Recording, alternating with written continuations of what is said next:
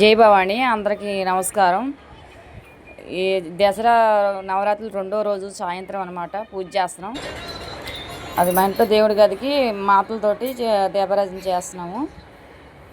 కానీ చెప్పేది ఒకటే, జై భవాని. మేము యూట్యూబ్ ఆన్ చేసామన్నమాట.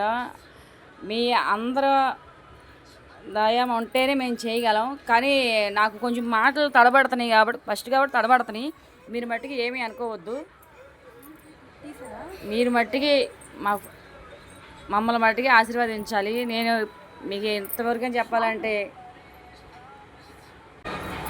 మేము కూడా కొంచెం అందరిలాగే ఉండాలి అని అనుకుంటున్నాము. అలాగే ముందుకు వెళ్తున్నాం. ఈ అమ్మవారి దయ, మీ దయ మాకుంటే మట్టికి మేము ముందుకు వెళ్తామని అనుకుంటున్నాం.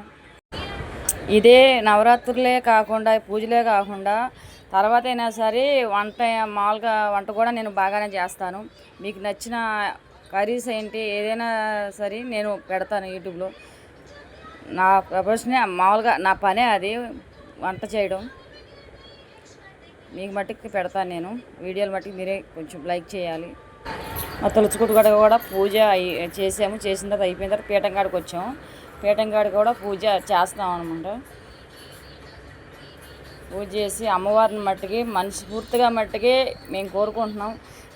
మిమ్మల్ని కోరుకుంటున్నాము. మాకు మంచిగా ఉండాలని మేము అనుకుంటున్నాం.